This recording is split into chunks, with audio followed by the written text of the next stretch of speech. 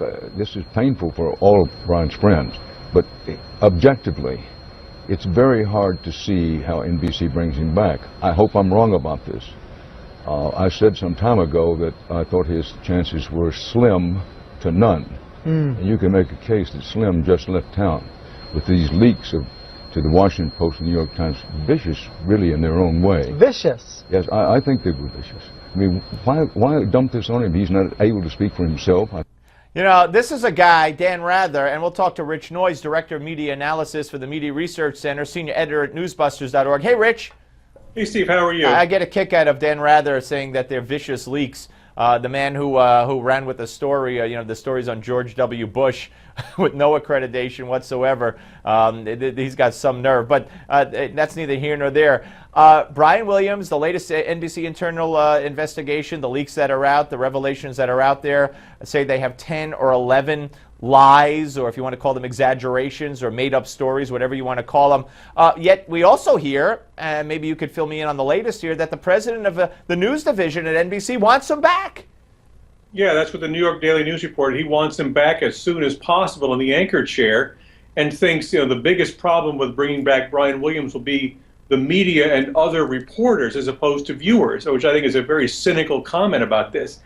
I mean, to me, the issue's always been, how does Brian Williams explain and apologize making these fabrications, these exaggerations? One story, you know, you got a little mixed up, you got confused, but 11 stories? That is going to be awfully difficult for someone who's going to make it their job to tell people supposedly true factual news every night, hold candidates accountable. I think it's still difficult to see how he can do this and maintain any credibility, you know, maybe outside a few core loyalists and viewers like that.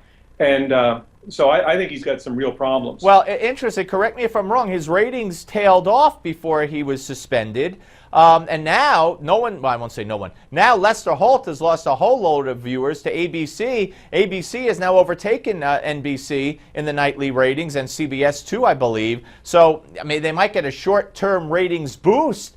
But then people might say, well, look, in the long run, I can't really listen to this guy. That's why I tuned out after it was revealed the first time. And it wouldn't work as far as getting the ratings back up in the long run anyway. Yeah, I mean, the ratings decline at NBC began before Lester Holt took over. So this is just a continuation of that trend. And, you know, I'm not sure you can blame Lester Holt or say that Brian Williams would reverse that by coming back. I think you might get that, you know, short burst of attention. You know, what does he say? How does he explain himself? But I think then it goes back to being the same old, same old. And I think the trend was against NBC as long as they had the newscast that way. What ABC's done is made it a much more superficial, hot newscast with shorter segments, very, very, you know, exciting, but not very important. I'm not sure Brian Williams would want to do a newscast like that either. Yeah. All right. Let's switch gears, Rich, over to the media coverage of Baltimore. Were you as amazed as I was that on Saturday night, while people were being held hostage in Camden Yards, the networks, the cable networks that were covering the White House Correspondents' Dinner stayed with the White House Correspondents' Dinner?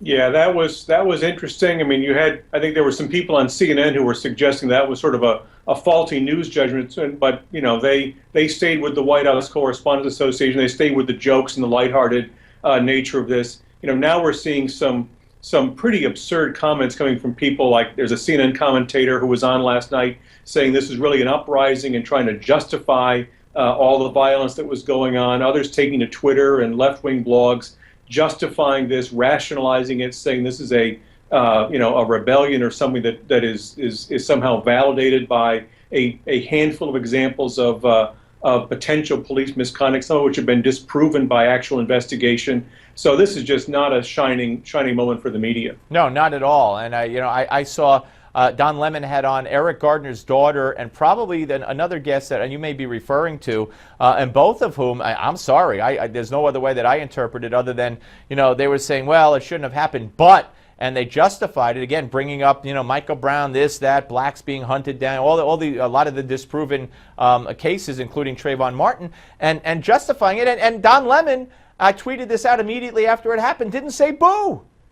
Yeah, I mean, part of the emotion of all this situation is what built up from Ferguson and the Trayvon Martin story, which we know was discredited. There was no hands up, don't shoot. Eric Holder's Justice Department said there was no hands up, don't shoot.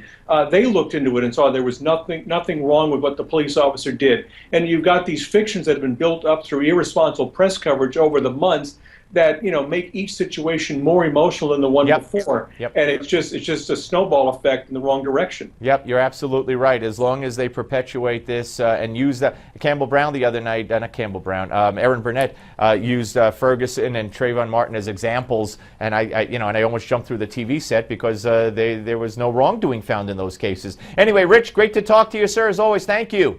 Thank you, Steve. All right, folks, coming up next, it's Gimme 5 right here on Newsmax Television. Don't go away.